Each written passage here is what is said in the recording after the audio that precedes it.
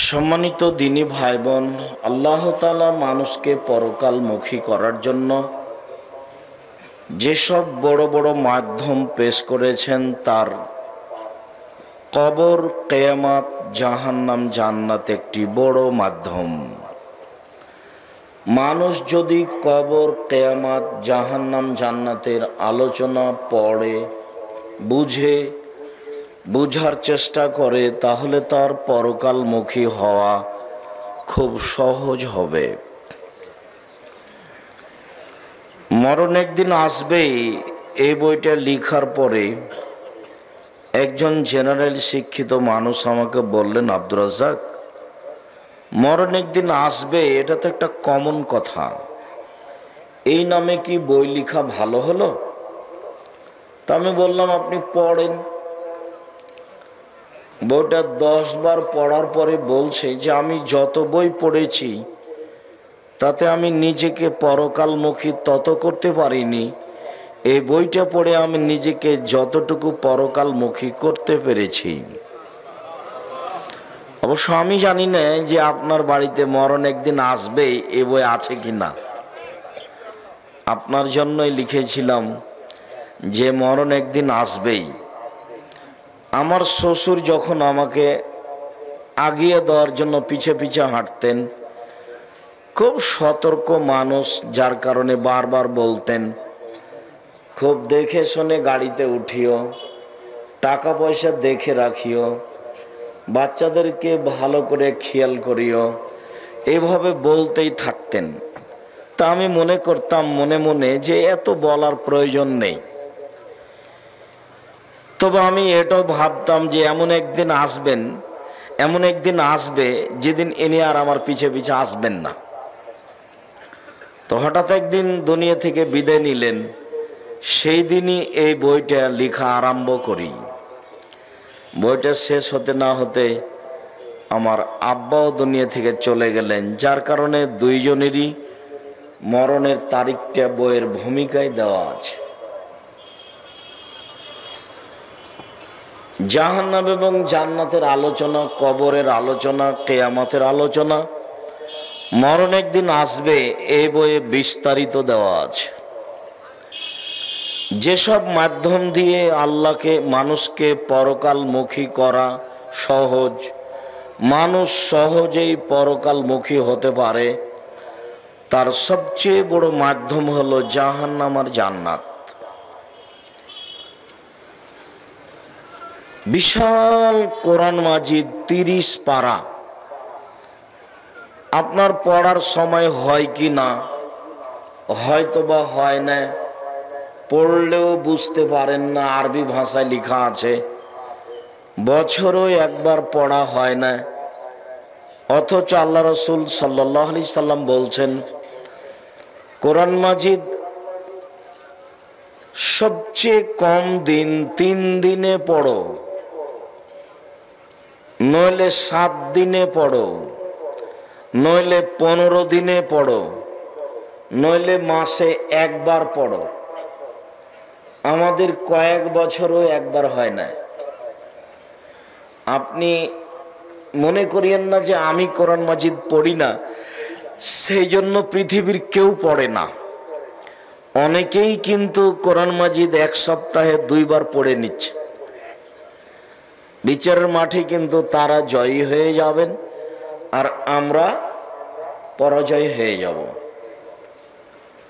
আমি মানুষকে আমার জীবনে বক্তব্য দিতে গিয়ে সবচেয়ে যে বিষয়গুলি শক্তভাবে পালন করার অনুরোধ করেছি, তার 1 নম্বরে অনুরোধ করেছি, মানুষের জীবনে সবচেয়ে গুরুত্বপূর্ণ ভিন্ন ধরনের কাজ সালাত, নামাজ। মানুষের জীবনে এর চেয়ে জরুরি কোনো কাজ নেই। পৃথিবীর এমন কোনো কাজ নেই যেটা নামাজের, সালাতের চেয়ে জরুরি হতে পারে। মানুষের জীবনে দ্বিতীয় জরুরি কাজ হালাল রুজি। এ কথাই ঠিক যে নামাজ না থাকলে, সালাত না থাকলে হজের ইবাদত বাতিল হবে, অথচ হজ বড় ইবাদত। এ কথাই ঠিক যে ইবাদতের জগতে সবচেয়ে দামি ইবাদত সিয়াম, রোজা থাকা। এরপরেও যদি সালাত না থাকে তাহলে রোজা সিয়ামের মতো দামি ইবাদত বাতিল বলে গণ্য হবে।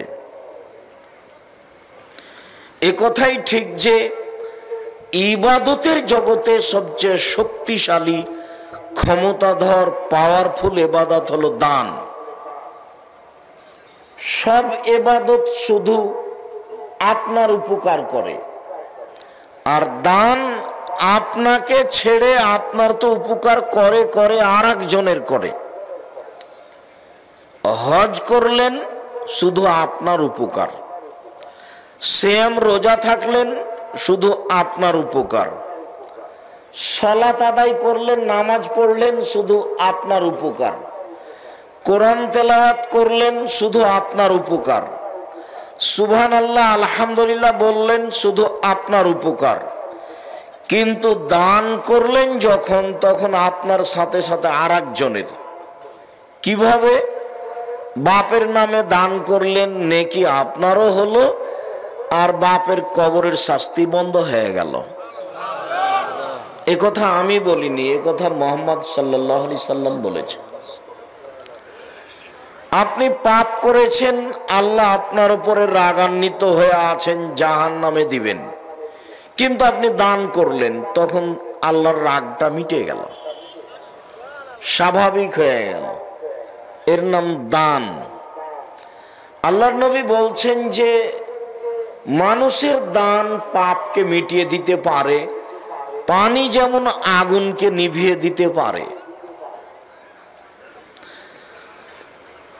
এত ক্ষমতাধর, শক্তিশালী, পাওয়ারফুল ইবাদত দান, এর পরেও যদি সালাত না থাকে তাহলে দানের মতো ইবাদতটাকে আল্লাহ কি করবেন? কেটে দিবেন, এটা বাতিল। তাহলে বোঝা গেল যে ইবাদতের জগতে সবচেয়ে দামি বা ভিন্ন ধরনের ব্যতিক্রম ইবাদত হলো সালাত। সালাত নাই তো কিছুই নাই। এরপরে হালাল রুজি যদি না থাকে তো সালাতও নেই। বলেন তো দেখি, সব মিলে সবচেয়ে আগে হলো কোনটা? হিসাবে তো হালাল রুজি হলো। কিছুই না হলে কিছুই হয় না, সালাত না হলে কিছুই হয় না। দেখি এখন হালাল রুজি না হলে সালাতও হয় না। তাহলে ইবাদতের জগতে মানুষের জীবনে দ্বিতীয় গুরুত্বপূর্ণ কাজ হলো হালাল রুজি। এ কথার অর্থ এই নয় যে টাকা কম উপার্জন করতে হবে, নরসিংদী জেলার মতো বেশি টাকা উপার্জন করতে হবে। নরসিংদী জেলার লোকেরা ব্যবসা বাণিজ্য করেন, আর আল্লাহর নবী ব্যবসা বাণিজ্যকে ভালোবেসেছেন। আল্লাহর নবী বলছেন, আত-তাজির আস-সাদিক আল আমিন ইয়াকুনু ইয়াউমাল কিয়ামা মা শুহাদা ওয়াস আম্বিয়া ওয়াস সিদ্দিকিন। সত্যবাদী বিশ্বস্ত ব্যবসায়ী বিচারের মাঠে নবীগণের সাথে থাকবেন। পক্ষান্তরে জমি চাষকে অপছন্দ করেছেন। আল্লাহ নবী বলছেন জমি চাষ করলে অন্তর শক্ত হয়ে যায়। আবার বলছেন আত-তিজারাত মাল কিদ ওয়াল হালাফ, ব্যবসা করলে মিথ্যা কথা চলে আসে, ব্যবসা করলে কসম চলে আসে। কসম, আল্লাহর কসম, আমি এই দামে কিনেছি, অনিচ্ছায় চলে আসে। তাহলে রাসূল বলছেন ফুশুবহু বিসাদকা, এটা দান করে ওর ক্ষতিটা পূর্ণ করে দাও। তাহলে আল্লাহ রাসূল ব্যবসার ব্যাপারে অনেক কথা বললেন। কেন? ব্যবসা করে অসহায় মানুষের উপকার করা যায়, ফকির মিসকিনের উপকার করা যায়। চাকরি করলে তা করা যায় না। চাঁপাইনবাবগঞ্জ, রাজশাহীর মানুষেরা চাকরি করে, যে বেতন মাসে পায় ওটা 25 দিনে শেষ হয়, আর 5 দিন ধার কর্জ করে চলে। আবার যখন পেয়েছে তখন ধার কর্য পরিশোধ করতে করতে কমে গেছে, আবার 25 দিনে শেষ হয়ে গেছে। তো সারা জীবনটা এভাবে গেল, তো ফকির মিসকিনকে কি দিবে? বাপ মাকে কি দিবে?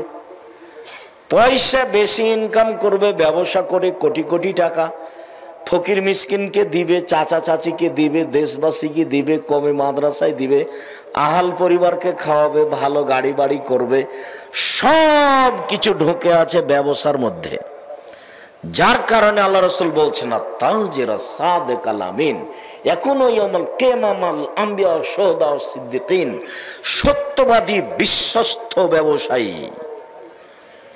সত্যবাদী বিশ্বস্ত মানে আপনার সাথে যে ব্যবসা করে সে নিশ্চিত মনে করে যে এই কাপড় ফাঁকি দিয়ে দিবে না, ভালোটাকে ভালো ভালো বলেই দিবে। যার সাথে আপনার সাথে যারা করে বহির্বিশ্বের, তারা আপনাকে বিশ্বাস করে। আপনি যেটা বলেন সত্য কথা বলেন, মিথ্যা বলেন না, তার নাম হলো সত্যবাদী বিশ্বস্ত ব্যবসায়ী। নবীগণের সাথে থাকবেন। ব্যবসা করেই ইসলাম ধর্মের উপকার করা যায়। সেই দিনের কথা ভুলে গেলেন যেদিন আল্লাহর নবী বললেন তাবুকের যুদ্ধে যেতে হবে, প্রায় 600 কিলোমিটার পথ, টাকা পয়সা নেই, রৌদ্র খুব বেশি, বের হওয়া যায় না, কি করা যায়? তো উমার কি করা যায়? তো উমার বললেন, ঠিক আছে আমি আমার অর্থ সম্পদ অর্ধেক দিলাম। মনে মনে বললেন, আজ আবু বকর সিদ্দিক রাদিয়াল্লাহু তাআলা আনহুকে ঠগিয়ে দিব। তো আবু বকর সিদ্দিক, আপনি কি করবেন? আচ্ছা ঠিক আছে, আল্লাহকে আর আপনাকে বাড়িতে রেখে যা আছে সবই দিলাম। এতে কিন্তু ভ্যান ভাড়াও হবে না। কিন্তু উনি যা বলেছেন এই বাক্য ডিঙ্গিয়ে পৃথিবীর মানুষ আর কেউ আগে যেতে পারবে না, এই পথ বন্ধ। তখন উমার বললেন, আজ যখন পারিনি, জীবনে আর কোনোদিন অন্তত আবু বকর সিদ্দিককে নেকি করে পারবো না। এখনো কিন্তু টাকা পয়সা কিছুই হয়নি, এদিকে কিছু হবে না। উসমান, আল্লাহর নবী, যত মানুষ যাবে তাবুকের যুদ্ধে তার অর্ধেকের যাতায়াত খরচ, খাওয়া খরচ আমি দিব। মানুষ ছিল 30,000, তাহলে তিনি 15,000 মানুষকে 15,000 উট দিবেন আর 3 মাসের খাওয়া খরচ দিবেন।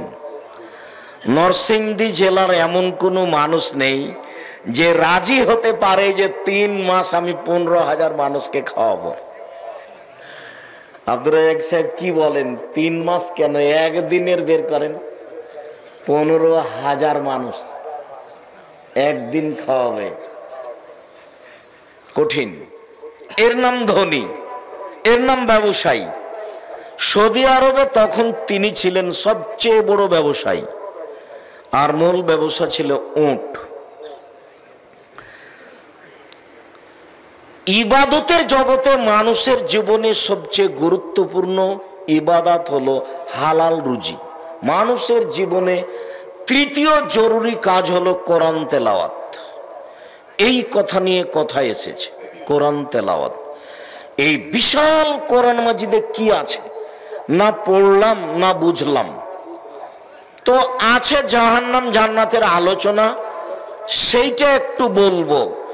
মানুষের জীবনে চতুর্থ জরুরি কাজ, 2 জন যেখানে বসে আছে সেখানে না বসা, মানে আড্ডা না পিটা। দোকানে বসে, টিভির সামনে বসে ল্যাংটা মেয়ে দেখে অন্তর কলিজা ঠান্ডা করে, চক্ষু ঠান্ডা করে আর একজনের বদনাম না করা। টিভির সামনে বসে উলঙ্গ নগ্ন মেয়েকে দেখে কলিজা ঠান্ডা করে চক্ষু জুড়িয়ে আর একজনের বদনাম করে তা জাহান্নাম কিনে নেওয়া ভালো নয়। না বসলেও চলে। কই আমরা তো কোনো দিন দোকানের সামনে বসিনি, কোনো দিন নয়। আছি তো আমরা, চলছে তো। আমি আমার জীবনে কোনোদিন বসিনি। আমি তো চায়ের স্টলে কোনোদিন বসে চা পান করিনি। আমার মা বাড়ি থেকে বের হওয়ার সময়তে বলতেন, দোকানে বসিও না, প্রাইভেট পড়ায় না, দাওয়াত খায়ও না, কাউকে বন্ধু হিসাবে গ্রহণ করিও না। এই চারটা কথা বলতেন।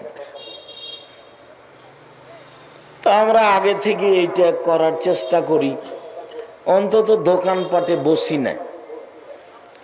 আর আপনি কেন যে আড্ডা পিটেন, দোকানে বসে চা খানার গল্প করেন, মানুষের বদনাম করেন? বদনাম যে খুব খারাপ কাজ।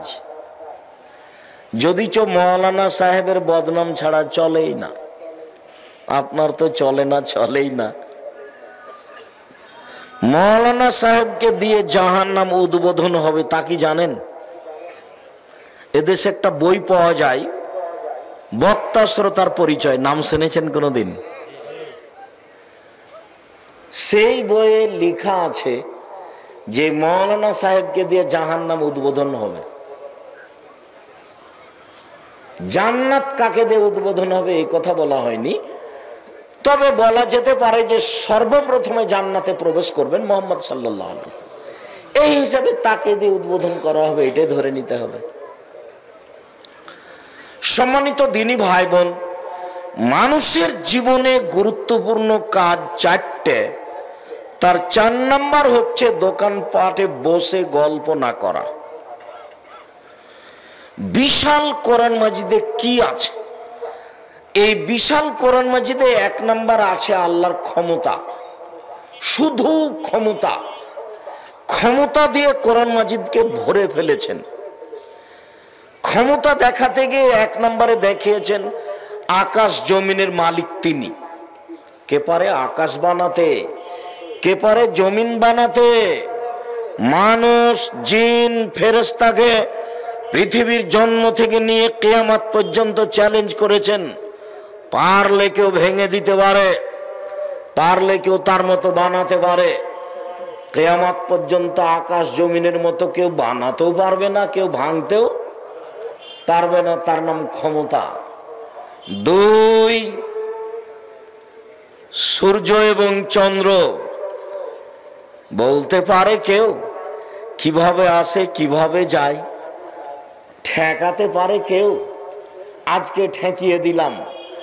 জিন, ইনসান, ফেরেশতাকে চ্যালেঞ্জ করা আছে, পৃথিবীর জন্ম থেকে নিয়ে কিয়ামত পর্যন্ত কেউ চন্দ্র সূর্যকে ঠেকাতে পারবে না। তার নাম ক্ষমতা। যেখানে সেখানে কোরআন মাজিদের পাতায় পাতায় চন্দ্র সূর্য, চন্দ্র সূর্য, আকাশ জমিন। 3 হচ্ছে রাত দিন। কিভাবে আসে কিভাবে যায়, কিভাবে কমে কিভাবে বাড়ে, পারে কে কেউ ঠেকাতে? কেউ পারে না। মানুষ পারে না, জিন পারে না, ফেরেশতা পারে না। এই দিন রাতের আসা যাওয়াকে কেউ ঠেকাতে পারে না।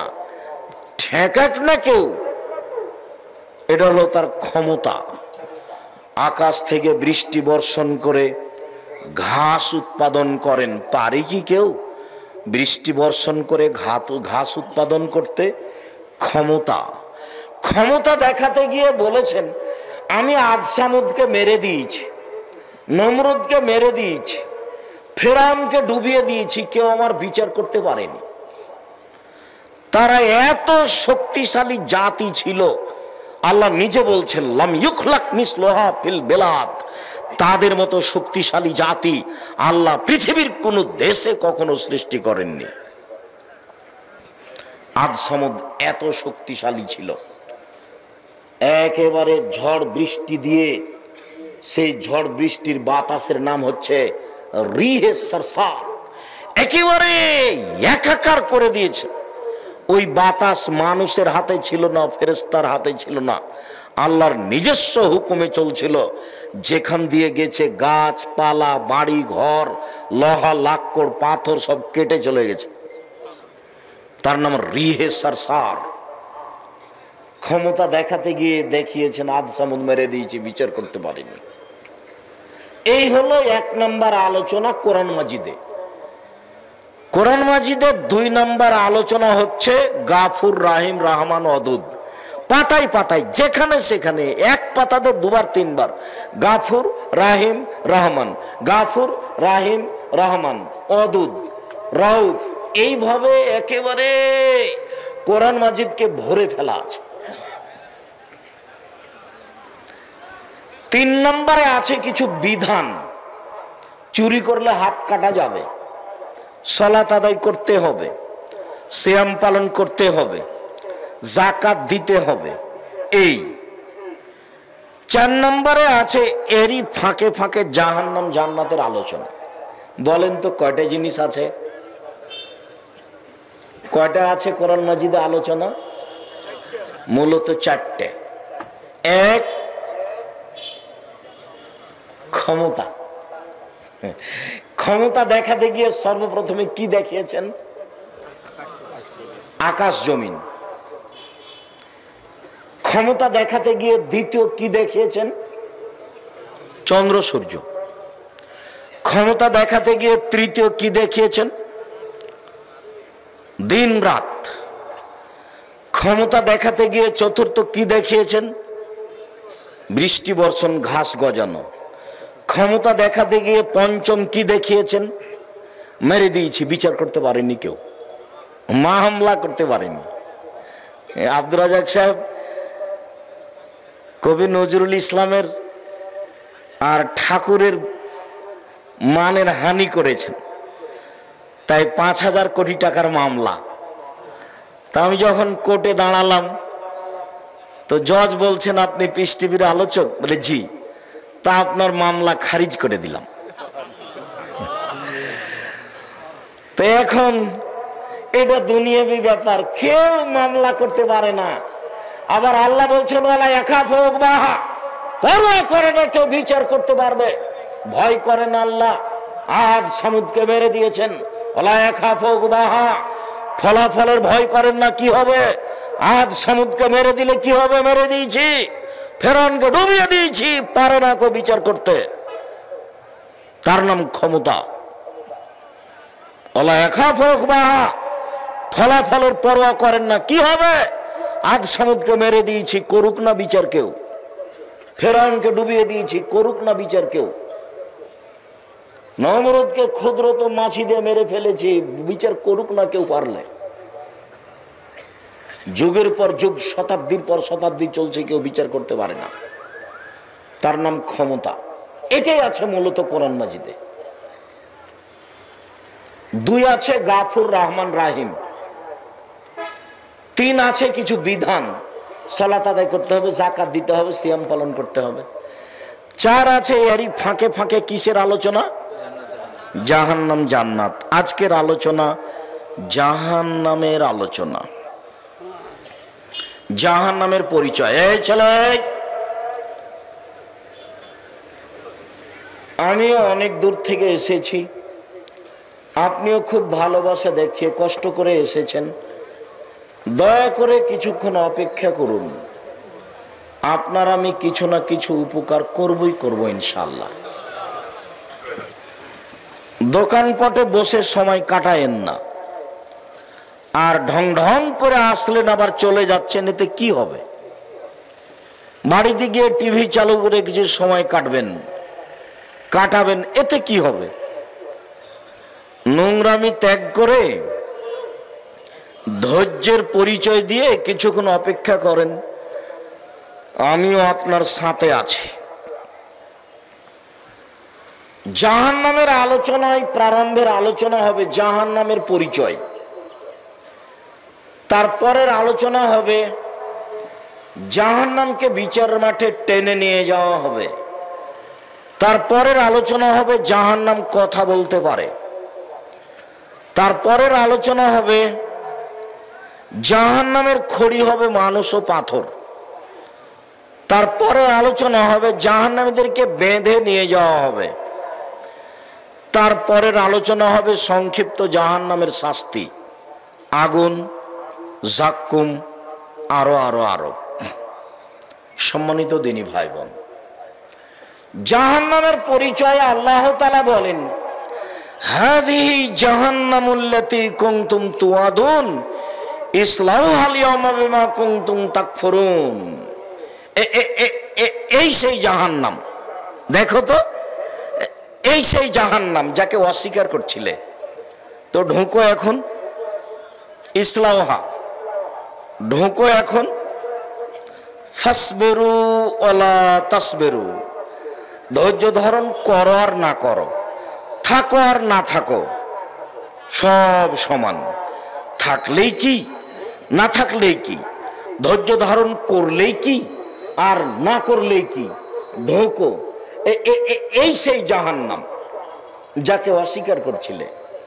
আফা সেহরুন হাজা, দেখো তো এটা কি জাদু? না দেখতেই পাচ্ছ না, দেখো তো এটা কি জাদু? আমি কি তোমাদের চোখে ভেলকি লাগিয়েছি? আমি তো জাহান্নামের কথা বলেছিলাম, তো সেটা তো অস্বীকার করেছিলে।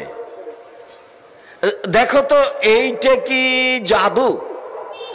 তুমি কি মনে করছো যে আমার চোখে মনে হয় জাদু করে জাহান্নাম দেখানো হচ্ছে? তুমি তো জাহান্নাম অস্বীকার করছিলে। আর সেহরুন হাজা, দেখো তো এটা কি জাদু? আমি কি তোমার চোখে ভেলকি লাগিয়েছি? না দেখতেই পাচ্ছ না। এইভাবে আল্লাহ বলবেন ফেরেশতারা মজাক করার জন্য। এইসব বোকা মানুষগুলিকে মজাক করবেন এভাবে, জাহান্নামের সামনে খাড়ো করে। আফা সেহরুন হাজা, এটি কি জাদু? দেখো তো এটি কি তোমার চোখে ভেলকি লাগানো আছে? না তুমি দেখতেই পাচ্ছ না। জাহান্নামের পরিচয়, ইন্না জাহান্নামা কানাত মিরসাদা, নিশ্চয় জাহান্নাম উঁত পেতে ধরে আছে, বসে আছে শত্রুকে ধরার জন্য। জাহান্নাম আপনার জন্য শত্রু, লুকিয়ে বসে থাকে যে, তাকে বলে শত্রু, সুযোগ পালে ধরবে। তা আল্লাহ বলছেন যে জাহান্নাম মিরসাদ, ও উঁত পেতে বসে আছে, সুযোগ পেলেই ধরবে। লিত্তাগিনা মাআবা, সীমা লঙ্ঘনকারীদের জন্য থাকার জায়গা। জোর করে জমি দখল করেছে, পিটিয়ে নেতা হয়েছে, ক্ষমতা দেখিয়ে দোকান দখল করেছে, ক্ষমতা দেখিয়ে নিঃস্ব মানুষকে সরিয়ে দিয়েছে, দাপটে চলেছে পৃথিবীতে। এদের থাকার জায়গা জাহান্নাম। মানুষে বলে জোর যার মুল্লুক তার, এখন বলতে হবে জোর যার জাহান্নাম তার। আমাদের চাঁপাইনবাবগঞ্জে বলে জোর যার মুল্লুক তার, ক্ষমতার যার দেশ তার। তো বলতে হবে যে ক্ষমতার যার জাহান্নাম তার। জোরের ফলাফল হলো জাহান্নাম। এ কথা আমি বলিনি, এটা আল্লাহ বলছে। লাভে শতাব্দী থাকবে। জাহান্নামের পরিচয়,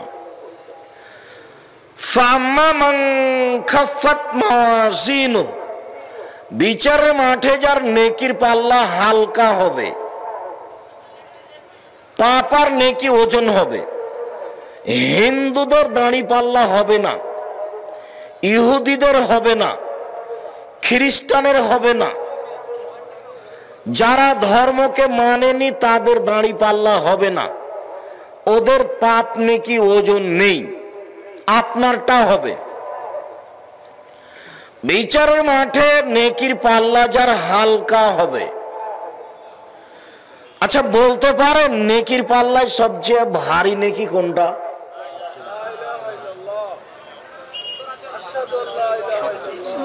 ভালো আচরণ, সদাচরণ।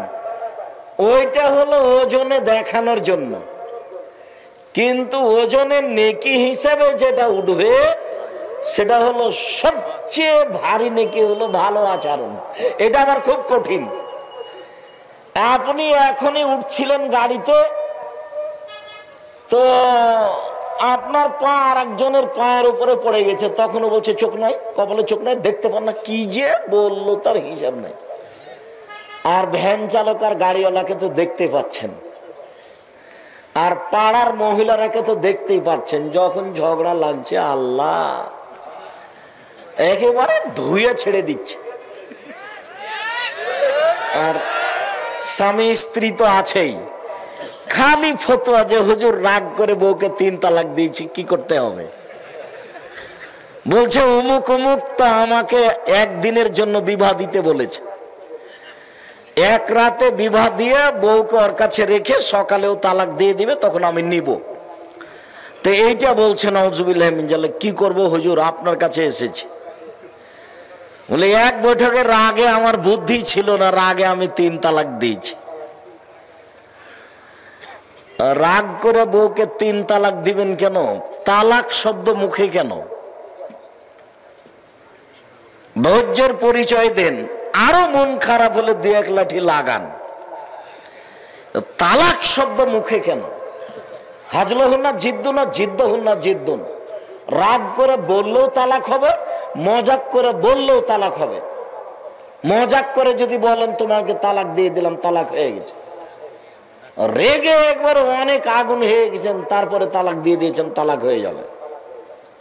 জিদ্দহুন্না জিদ্দুনা হাজলহুন্না জিদ্দুন। রাগ করে বললেও তালাক, মজাক করে বললেও তালাক। তালাক শব্দ ব্যবহার করবেন না।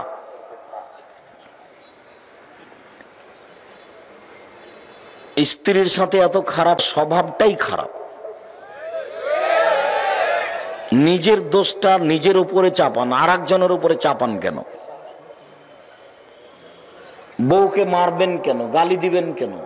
অত নিন্দা করেন কেন? ও হচ্ছে পৃথিবীতে সবচেয়ে তৃপ্তিদায়ক বস্তু। স্বর্ণ দিয়ে ঘর বানিয়ে অত তৃপ্তি হবে না। বউয়ের কাছে যে তৃপ্তি আছে ওটা আল্লাহ বলেন। কোটি টাকা মাসে ইনকাম করে অত তৃপ্তি হবে না। স্ত্রীর কাছে যত তৃপ্তি আছে এ কথা আল্লাহ বলেন। তো সেই তৃপ্তি উঠাতে হলে মারলে সেটা টিকবে? গালি দিলে সেটা টিকবে? তালাক দিলে সেটা টিকবে? সম্মানিত দিনী ভাই বোন, এই ছেলে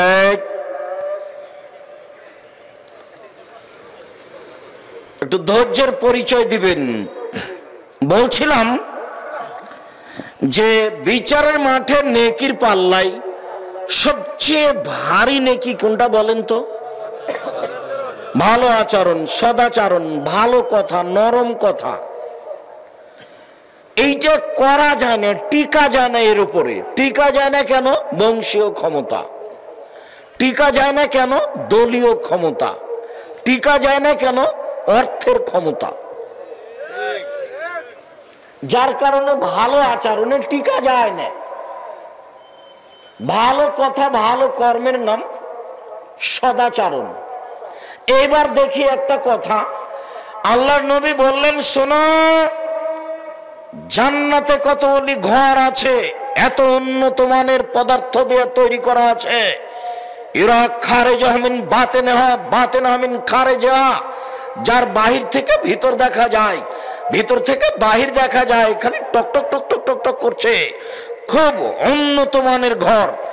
তখন সাহাবীগণ বলছেন, লেমান হাজেহি, এত দামি ঘর কে পাবে?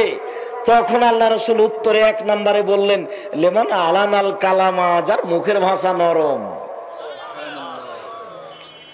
সদাচরণের 1 নম্বর পথ হলো মুখের ভাষা। আর আপনার মুখখান খালি মানুষের বদনাম করে।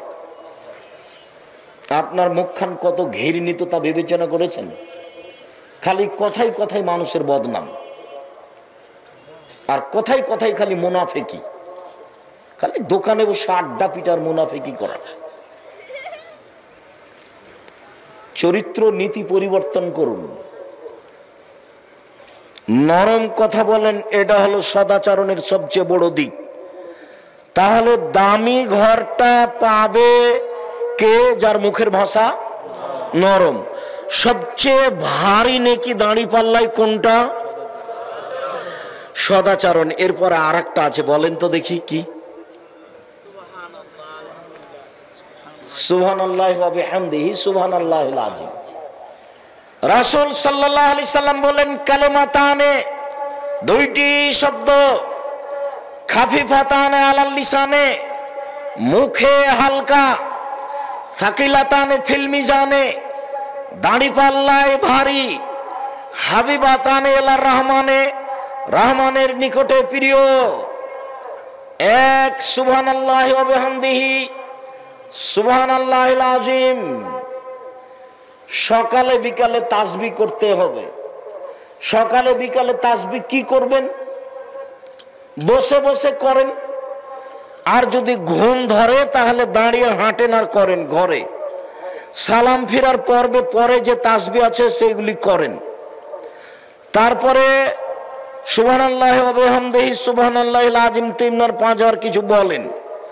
সুবহানাল্লাহি ওয়া আলহামদুলিল্লাহি ওয়া লা ইলাহা ইল্লাল্লাহু আল্লাহু আকবার, এটা কিছু বলেন। তারপরে বলেন বিসমিল্লাহিল্লাযী লা ইয়াযুররু মা ইসমিহি শাই'উন 3 বার।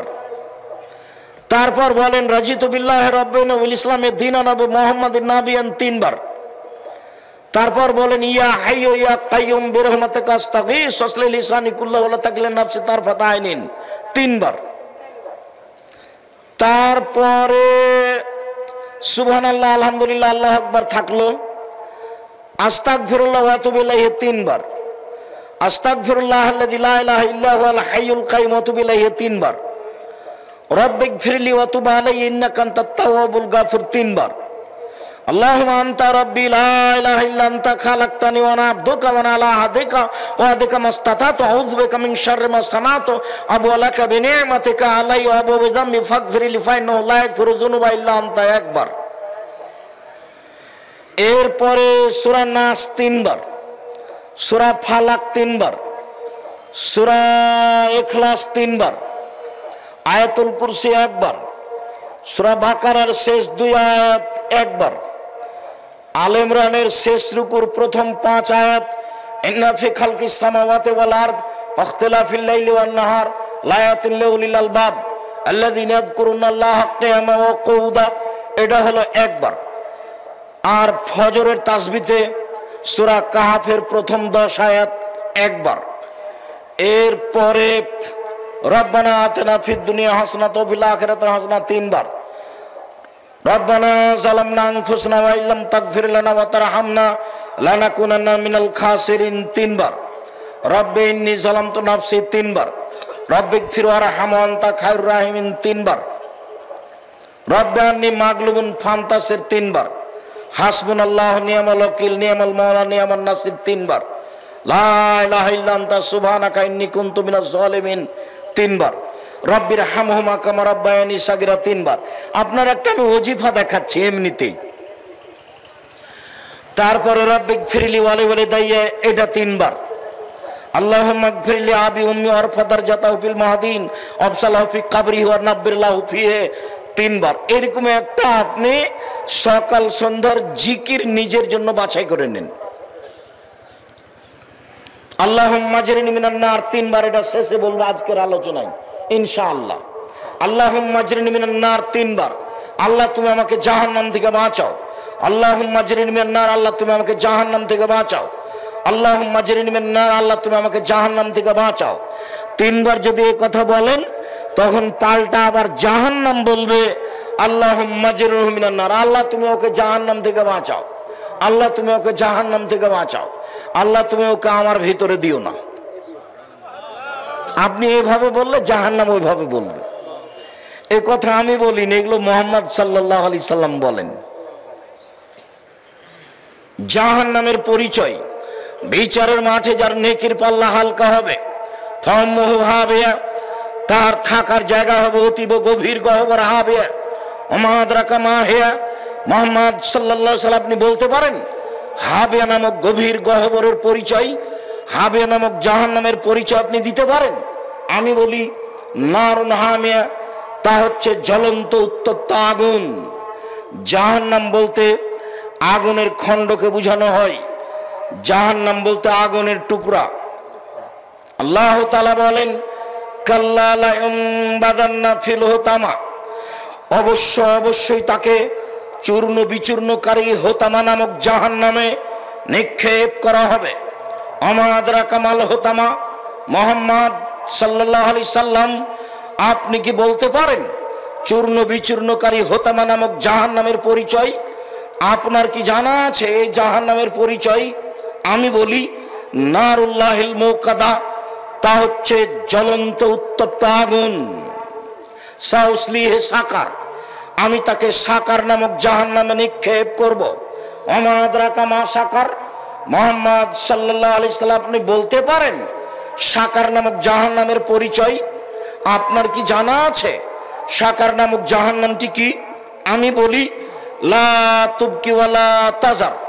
সাকার এমন একটি জাহান্নাম, যে জাহান্নাম মানুষকে ছাড়বেও না, যে জাহান্নাম মানুষকে মারবেও না, তার নাম জাহান্নাম। আল্লাহ অন্য জায়গাতে বলেন, লা ইয়ামুতু ফিহা ওয়ালা ইয়াহইয়া। জাহান্নাম এমন একটি জায়গা যেখানে মানুষ মরবেও না, যেখানে মানুষ বাঁচবেও না। আল্লাহ তাআলা অন্য জায়গাতে বলেন, ওয়ায়াতিহিল মাউতু মিন কুল্লি মাকানিন ওয়া মা হুয়া বিমাইয়াত। জাহান্নাম এমন একটি জায়গা যেখানে মানুষকে তার মরণ চতুর্দিক থেকে ঘিরে ধরবে, কিন্তু মরবে না, তার নাম জাহান্নাম। সম্মানিত দিনী ভাই বোন, আমি আপনাকে কোরআন মাজিদ থেকে জাহান্নামের পরিচয় দেখাচ্ছিলাম। একটু রাসূল সাল্লাল্লাহু আলাইহি সাল্লামের মুখ থেকে জাহান্নামের পরিচয় দেখা। এই ছেলে, আর একজনের গায়ে হাত দিয়ে দাও। বসে আছো? তোমার পাশে আর একজন কি ঘুমিয়ে আছে? ইচ্ছা করলে আপনি কালকে আমাকে ডেকে উপস্থিত করতে পারবেন না, এটা সহজ নয়। কাজেই সময়কে একটু মূল্যায়ন করেন। যারা এসেছে ঢং ঢং করে গল্প করতে করতে আবার ঢং ঢং করে চলে গেছে, নিজেকে তার মতো মনে করিয়েন না।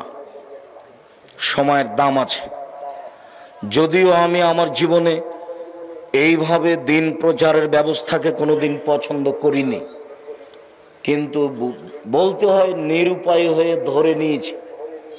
তবে আমি এই 31 বছর জীবনে কোনোদিন অপ্রয়োজনীয় কোনো বাক্য বলিনি। তবে আমি 31 বছর জীবনে কোনোদিন কেচ্ছা কাহিনী বলিনি।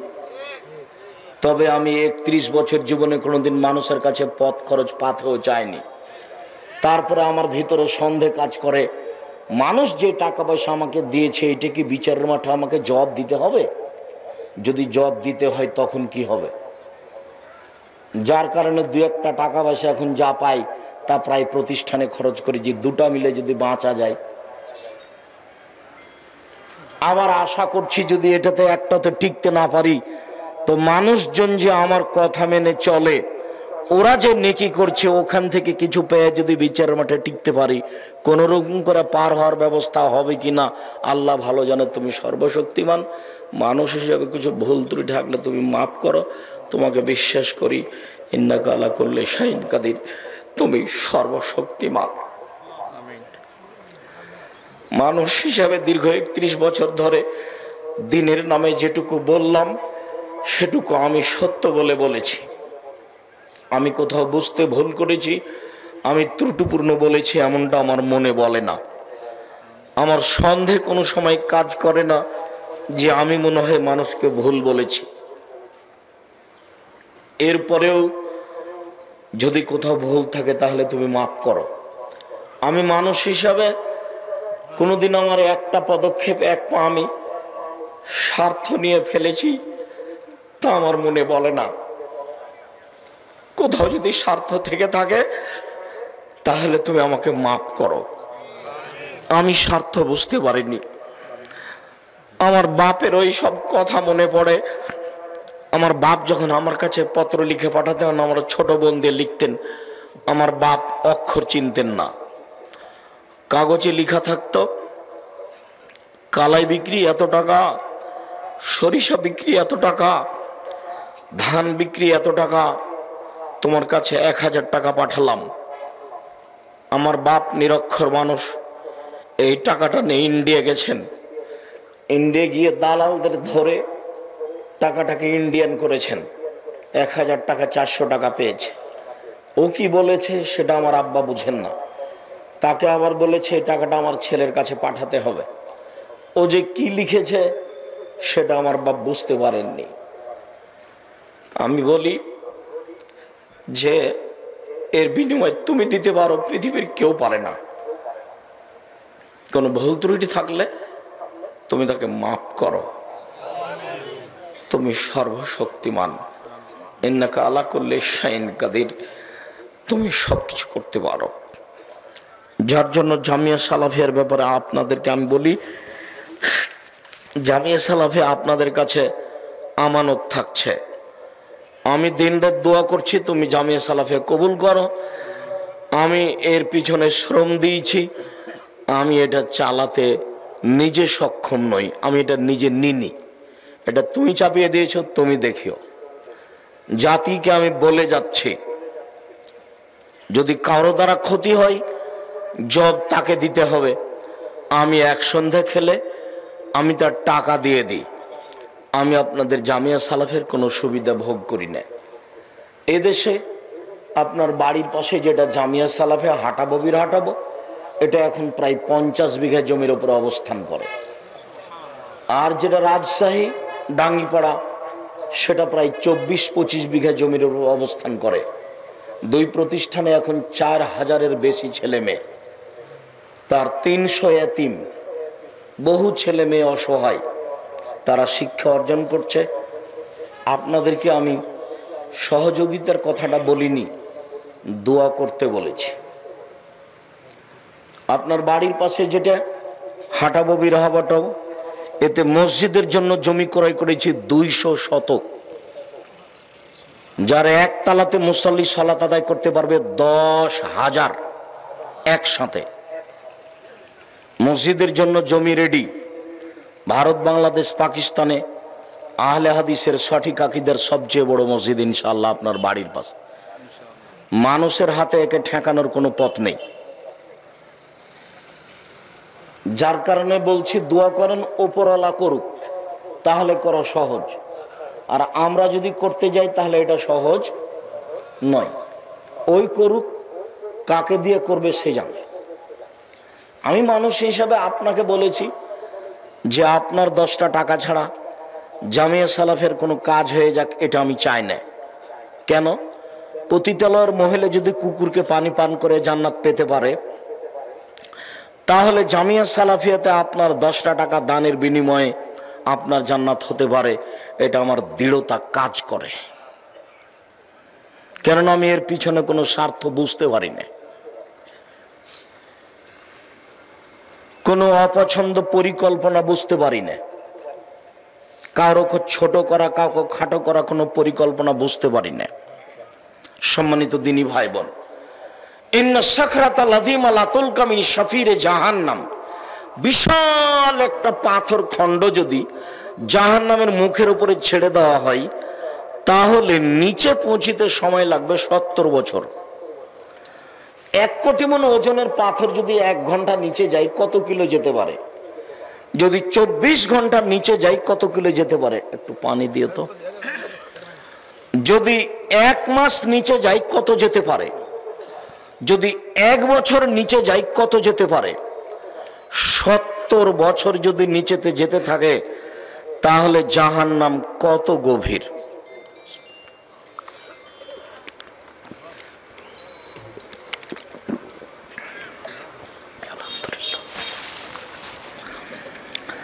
জাহান্নামের সব নিচে হিন্দু থাকবে, এ কথা আল্লাহর নবী বলেননি, তবু জাহান্নামে যাবে তারা। ইহুদি খ্রিস্টান থাকবে, এ কথা বলেননি, তবে তারা জাহান্নামে যাবে। বলেছেন যারা মুনাফিক, যারা দোকানে বসে আড্ডা পিটে মানুষের বদনাম করে, এর কথা ওকে লাগে, ওর কথা একে লাগে, ওরা যাবে জাহান্নাম। জান্নাতের দরজায় যদি একসাথে মানুষ জিন ফেরেশতা একসাথে ঢুকে, তো দরজায় ঢুকতে অসুবিধা হবে না। জাহান্নামের পরিচয় আমি কি দিয়ে দিতে পারি? মানুষের বিবরণ দি জাহান্নামের, তাহলেও কিছু বোঝা যাবে। রাসূল সাল্লাল্লাহু আলাইহি ওয়াসাল্লাম বলেন, ইন্না গিলজা জিলদে জাহান্নাম ইসনানে আরবাউনা জেরা, জাহান্নামীর গায়ের চামড়া হবে 42 হাত মোটা।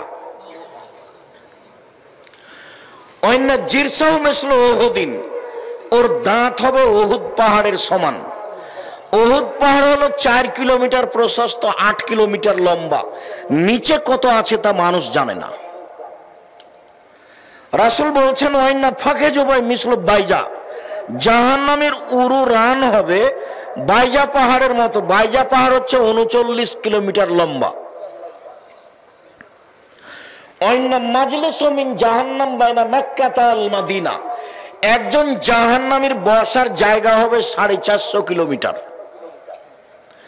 বাইনা মানকেবাইল কাফির লিরাকিবিল মুসির সালাসা আইয়াম, একজন জাহান্নামীর ডান কাঁধ থেকে বাম কাঁধে পৌঁছিতে একটা দ্রুতগামী ঘোড়াকে 3 দিন সময় লাগবে।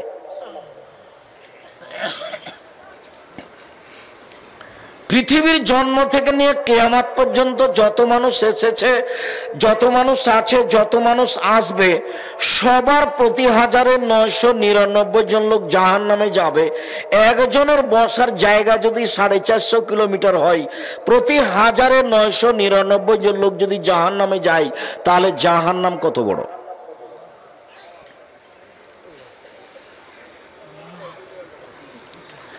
জাহান্নামকে টেনে হেঁচড়ে বিচারের মাঠে নিয়ে যাওয়া হবে, তাহলে জাহান্নাম রেডি আছে। কেন রেডি তো আছে, শুনেননি? ওই যে আল্লাহ রসুল বলছেন, আমি স্বপ্নে জান্নাত দেখলাম, জাহান্নাম দেখলাম। জান্নাতে যখন ঘুরছিলাম, দেখলাম একটা সুন্দর টকটকে ঝকঝকে ঘর, পাশে একজন বৃদ্ধা মহিলা পানি নিয়ে অজু করছে, হাত পা ধুচ্ছে। আমি বললাম, মহিলা বলতে পারে এই ঘরটা কার? তো মহিলা বললো, এই ঘরটা উমরের। তো আমার মন চাইলো, আল্লাহ সামাদ, ঘরের বাহির যদি এত ঝকঝকে হয়, ভিতরই বা কেমন? তো আমার একটু ভিতরটা দেখার স্বাদ হলো। এরপরে মনে পড়লো, উমার, এটা উমারের ঘর, এত বড় মানুষের ঘরে ঢোকা যাবে না। উমারের আত্মমর্যাদা হিসাব করে আমি ভিতরে ঢুকলাম না। সকাল হয়ে গেল, উমারের সাথে দেখা। উমার, স্বপ্নে আমি জান্নাত জাহান্নাম দেখলাম, জান্নাতে ঘুরতে ঘুরতে তোমার ঘরটা দেখলাম, তোমার ঘরটা দেখে আমার ভিতরে ঢোকার স্বাদ জাগলো, কিন্তু তোমার আত্মমর্যাদাকে হিসাব করলাম, এত বড় মানুষের ঘরে আমি ঢুকি কি করে, তাই আমি ঢুকিনি। এই কথা বলতে না বলতে উমার বলছেন, আল্লাহর নবী, আপনি আমার আত্মমর্যাদাকে খেয়াল করেন। এই কথা বলে তিনি অঝর নয়নে কাঁদতে লাগলেন। উমর রাদিয়াল্লাহু তাআলা আনহু তিনি বলেন, আমি যখন জাহান্নাম দেখছিলাম, জাহান্নাম দেখতে দেখতে দেখলাম যে ফাত্তালাতুন নারা ফিহা আকসার আহলিহা নিসা, জাহান্নামে বেশিরভাগ দেখলাম মহিলারা, বেশিরভাগ দেখলাম মহিলারা জাহান্নামে। মদিনার মহিলারা জিজ্ঞাসা করেছিল, আল্লাহর নবী, বেশিরভাগ মহিলা জাহান্নামে যাবে কেন? আল্লাহর নবী উত্তরে বলেছিলেন, ওরা স্বামীকে মানে না, এই জন্য। সম্মানিত দিনী বোন যারা এখানে আছেন, যারা চলে গেছে তারা তো ঘুমিয়ে গেছে বা টিভি নিয়ে বসে আছে, আর তাকদীর নিয়ে গেছে। যারা চলে গেছে তাদের স্বামীকে বলছি, ও বাড়িতে যে আপনার বউ কি করছে, আপনার বউ কি করে, আপনার বউ কি এমন করতে পারে, আপনার বউ কয় টাকার মালিক, আপনার বউ কয় পয়সা বিদ্যা রাখে, জানেই বাকি, আপনার কি ধারণা? মনে কষ্ট নিয়েন না, আপনি আমার কাছের দিনী ভাই। যদি মনে করেন যে বিদ্যান আমার বউতলা আসেন, আমি ঘুঘুরা তুলে দেব, আপনাকে আমি ক্ষিপ্ত হবেন এই জন্য বলিনি, আপনি আমার অনেক কাছের মানুষ। আপনাকে আর আপনার স্ত্রীকে সামনে রেখে আমি এসেছি, কিছু কথা বলবো এই জন্য। আপনি দাম দিবেন না মানে? আপনাকে আমি অনেক ভালোবাসি, আপনি আমাকে যতটুকু ভালোবাসেন তার চেয়ে আমি আপনাকে বেশি ভালোবাসি। আমি কোনোদিন কেচ্ছা কাহিনী বলিনি, কেচ্ছা কাহিনী বলতে আসিনি। আপনি আসবেন আর চলে যাবেন, তা তো আমি পছন্দ করি না, আর আমি সারা রাত বক্তব্য দিই না। আমি আব্দুল্লাহ বিন ফজল রাহিমাহুল্লাহ নই, আমার কাছে অত বিদ্যা নেই, আমি বক্তব্য দিতে দিতে ফজর করতে পারি না।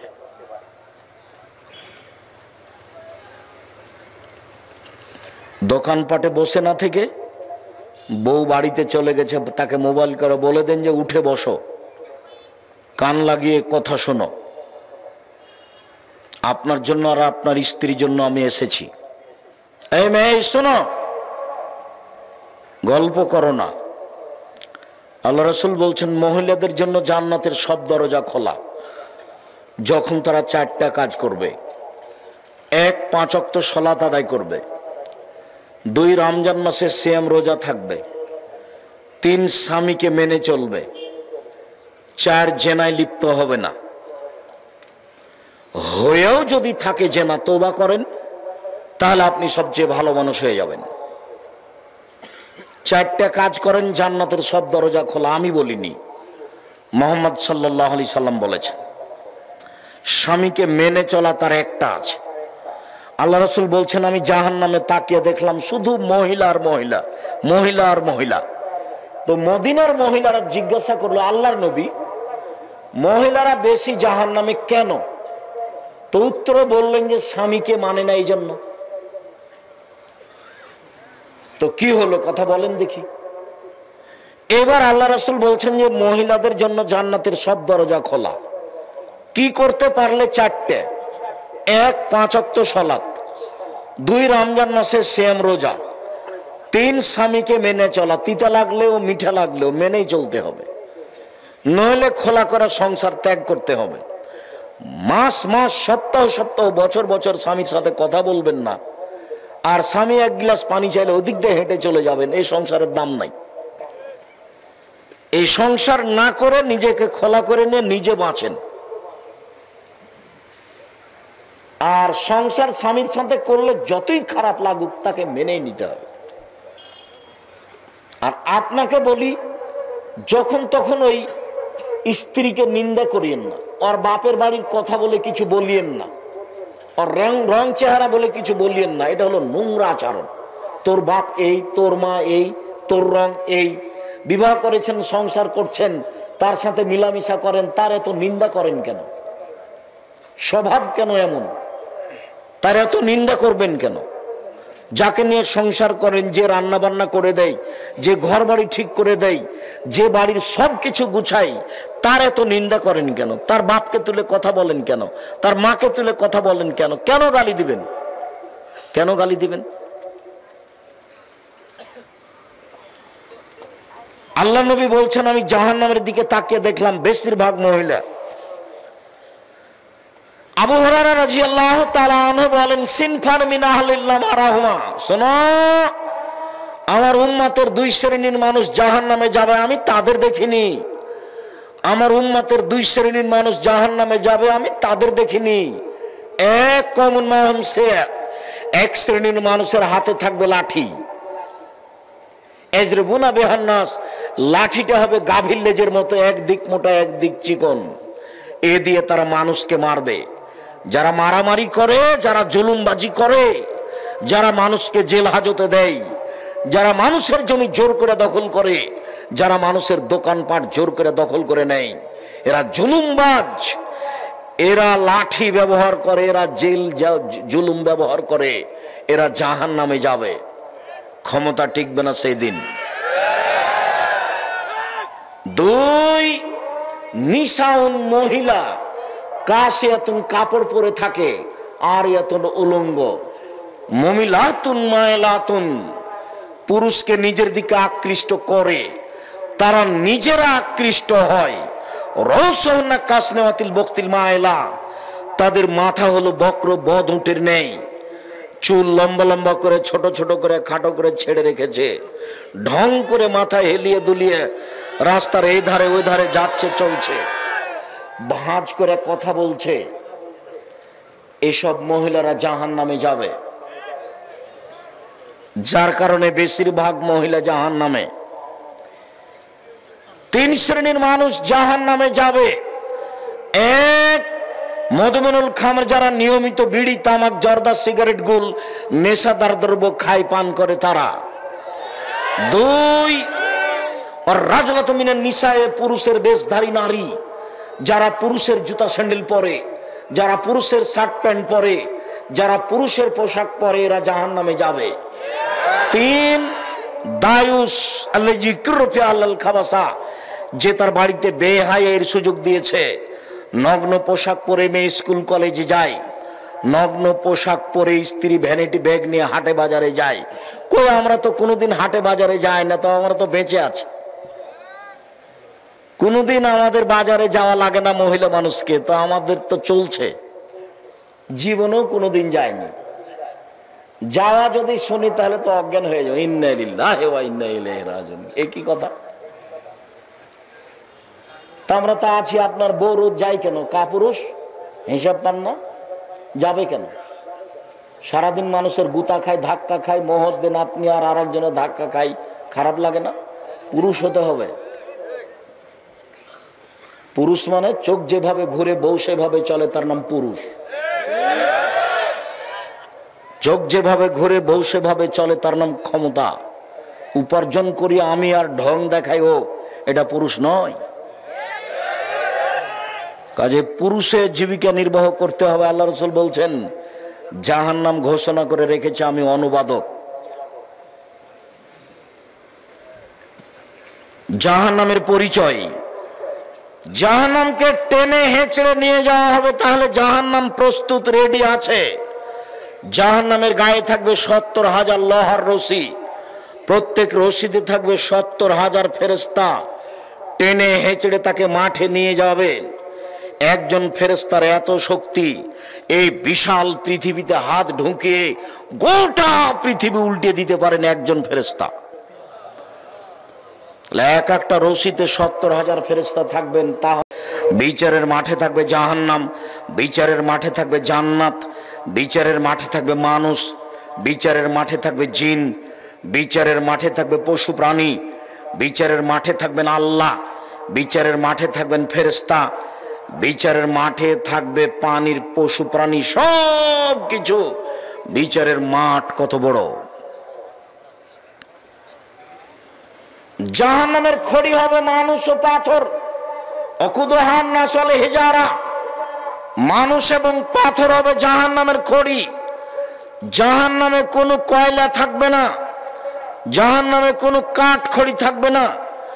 মানুষই কাঠ, মানুষই কয়লা আর পাথর।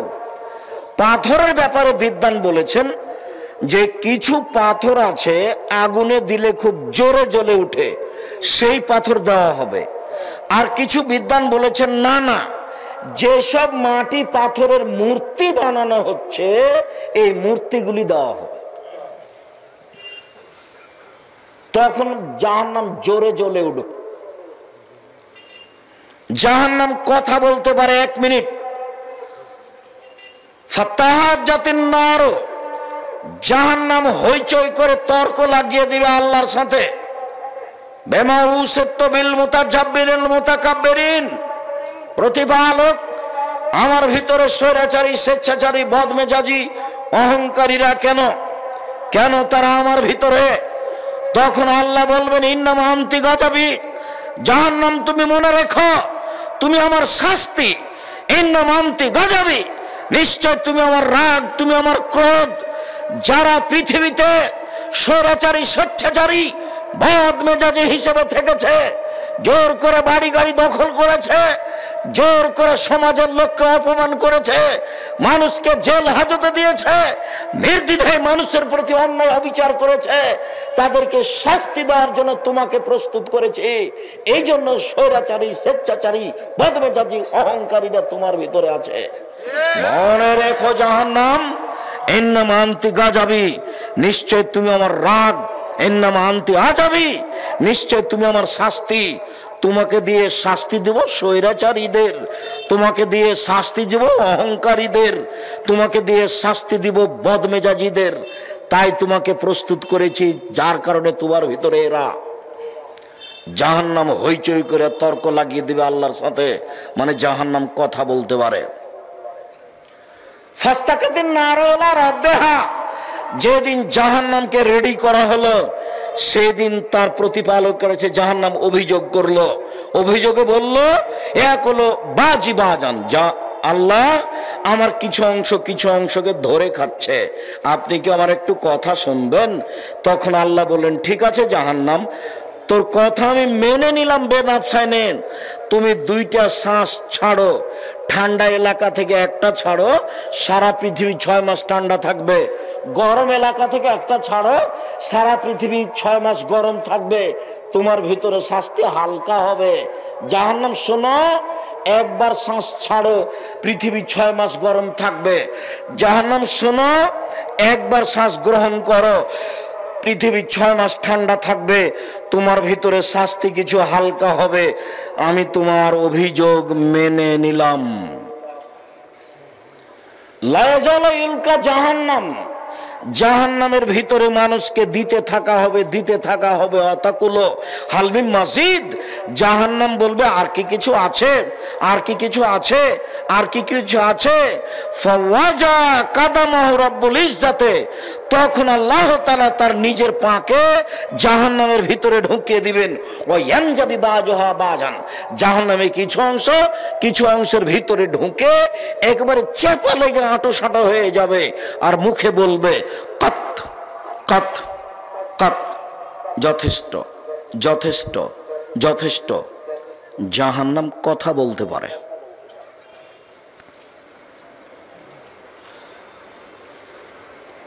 জাহান্নামীদেরকে বেঁধে নিয়ে যাওয়া হবে।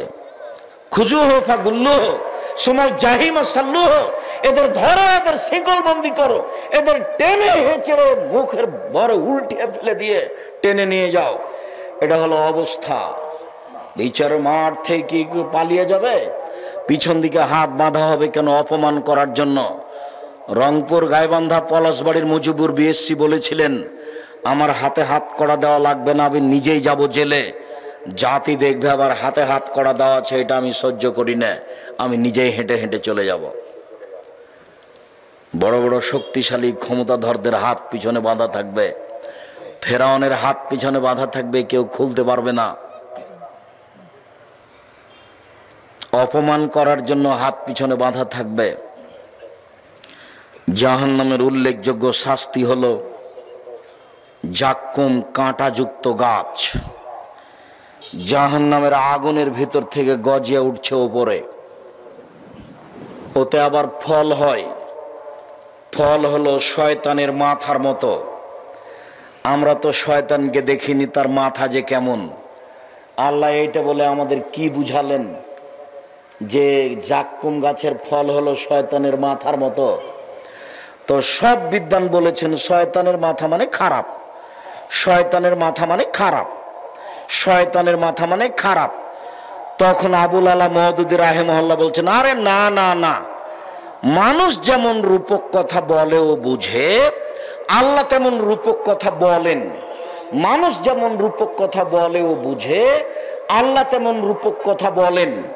মানুষ কি বলে রূপক কথা? মানুষ বলে মেয়েটা এত সুন্দরী, মেয়েটা এত সুন্দরী, মনে হচ্ছে যেন পরী। কেউ কি পরীকে দেখেছে? তবু বলে ও বুঝে। মেয়েটা এত কুৎসিত, মেয়েটা এত কুৎসিত, মনে হচ্ছে যেন পেতনি। কেউ পেতনিকে দেখেছে? দেখেনি, কিন্তু বলে ও বুঝে। মানুষ বলে লোকটা এত ভালো, লোকটা এত ভালো, মনে হচ্ছে যেন ফেরেশতা। কেউ ফেরেশতাকে দেখেছে? তবুও মানুষ বলে ও বুঝে। আবুল আলা মওদুদি রাহিমাহুল্লাহ বলছেন, আরে না না, আল্লাহ রূপক কথা বলেন, সেটা হলো এইটা, আমরা এটা বলি না। আমরা বলছি বিদ্বান যেটা বলেছেন সেটাই, শয়তানের মাথা মানে খারাপ। বাকি অংশ রেখে দিলাম জাহান্নাম থেকে বাঁচার জন্য। এই ছেলেরা, এই সবাই প্রস্তুত হও। মুরব্বী আপনারা একটু প্রস্তুত হন। যারা দোকানপাটে আছো তারা কিছুক্ষণের জন্য এদিকে লক্ষ্য করো। দিনী বোনেরা, আপনারা যারা যেখানে আছেন একটু খেয়াল করেন, পাশে কেউ ঘুমিয়ে থাকলে তাকে জাগিয়ে দেন।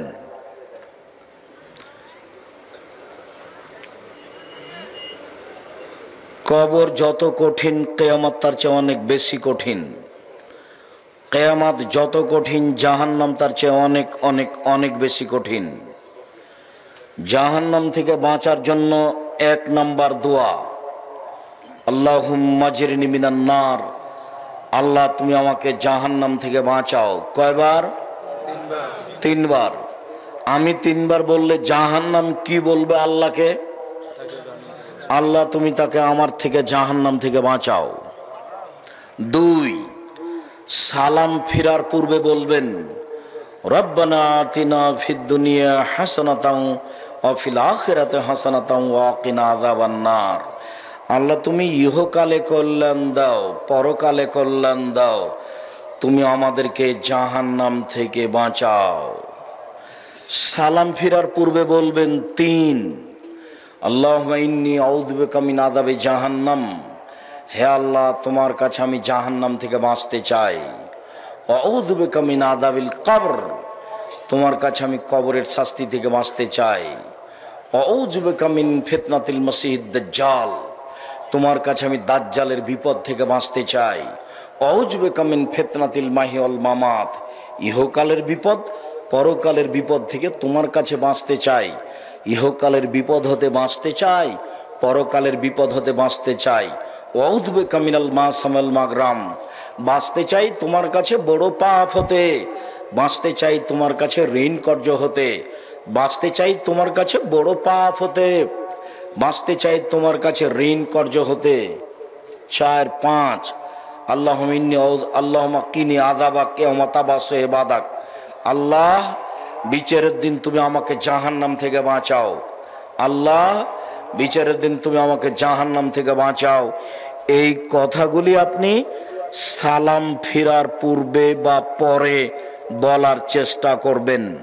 বাপ মায়ের বা কারো কবরের পাশে গেলে জানাজার যে বিশেষ দোয়া আছে, আল্লাহুম্মা গফির লাহু ওয়ারহামহু ওয়াফু আনহু, এই দোয়া পড়বেন। সেইখানে এক জায়গাতে আছে ওয়াকিহু মিন আযাবিন নার, আল্লাহ তুমি তাকে জাহান্নামের শাস্তি থেকে বাঁচাও। অমিন আযাবিল কবর, আল্লাহ তুমি তাকে কবরের শাস্তি থেকে বাঁচাও। কবরের পাশে গেলে ওই জানাজার বিশেষ দোয়াটা পড়বেন, তাহলে তার জন্য কবরের শাস্তি এবং জাহান্নামের শাস্তি থেকে বাঁচার ব্যাপারে আল্লাহকে বলা হবে। আর যেগুলো বললাম সেগুলোর চেষ্টা করবেন বিশেষভাবে। রব্বানা আতিনা ফিদ দুনিয়া হাসানাতাও ওয়া ফিল আখিরাতি হাসানা, বিশেষভাবে আল্লাহুম্মা ইন্নী আউযু বিকা মিন আযাবি জাহান্নাম, এইগুলি দোয়া না পড়া পর্যন্ত সালাম ফিরবেন না। আর শেষে আছে সালাম ফেরার পূর্বে আর একটা পরামর্শ, বলেন তো সেটা কি? জাযাকাল্লাহ খায়ের, বারাকাল্লাহ। রব্বির হামহুমা কামা রাব্বায়ানি সাগীরা। বাড়ি ঘর জমি জায়গা সব কিছু ভোগ করছি, তার জন্য একটু বলি, রব্বির হামহুমা কামা রাব্বায়ানি সাগীরা, হে আমার প্রতিপালক তুমি আমার বাপ মাকে দেখো বাল্য অবস্থায় আমাদের যেভাবে দেখেছিল। সম্মানিত দিনী ভাই বোন, আলোচনার শেষে এসে আবারও জরুরি কথা, মানুষের জীবনে সবচেয়ে দামি কাজ, এই ছেলে তুমি মাসিক আলিতে সম্পত্তিকে না নিয়েই যাবা? আমি বুঝলাম না তুমি আমাকে কিভাবে ভালোবাসো। আমার জীবনে যেটা সবচেয়ে বড় সাধনা সেটা হলো জামিয়া সালাফিয়া, আমার জীবনে অন্য কিছু লাগে না। আর জামিয়া সালাফের মুখপাত্র পত্রিকা হচ্ছে মাসিক আলিতে পত্রিকা। আমি যখন শুনবো যে আপনি মাসিক আলিতে পত্রিকা পড়েন, তখন আপনার উপরে আমার যে আন্তরিকতা তা আপনাকে আমি বুঝাতে অক্ষম। ওর পিছনে কত খরচ আছে আর কত শ্রম ব্যয় আছে, যদিচ দাম বেশি নয়। তো আমি শেষ করতে না করতে তুমি উঠে চলে যাচ্ছ, তার মানে মাসিক আলিতে পত্রিকার উপরে তোমার অনীহা আছে। 20 25 30 টাকা দিয়ে সেটা কিনতে তোমার ভারী লাগবে কেন? সলাতের উপরে, নামাজের উপরে বইটা আমিও লিখেছি, এটা আমার জীবনে স্বাদ ছিল। আর নতুন যেটা বই সেটা বের হয়েছে পোশাকের উপরে বই বের করেছি আমি নিজে। আপনি আব্দুল্লাহকে অনেক ভালোবাসেন, আব্দুল্লাহর বই পড়েন, মিন্নাতুল বারি, রিজিক, কিন্তু আমি যেগুলো লিখেছি সেগুলোকে একটু মূল্যায়ন করেন। কে বড় ক্ষতিগ্রস্ত, কে বড় লাভবান, আদর্শ পরিবার, আদর্শ নারী, আর মহিলাদের জন্য কেন এই নির্যাতন, কি তার প্রতিকার, আরো অনেক কিছু। তো যেটা আমি শেষে বলতে চাইলাম সেটা হলো এই জাহান্নাম থেকে বাঁচার ধারাবাহিক যে কথা বললাম সেইগুলি মূল্যায়ন করেন। আর জামিয়া সালাফিয়ার জন্য দোয়া করবেন, আল্লাহ যেন কবুল করেন। বাইতুল হাম জামে মসজিদের জন্য দোয়া করেন, আল্লাহ যেন কবুল করেন। আমি আপনাদের জন্য দোয়া করি।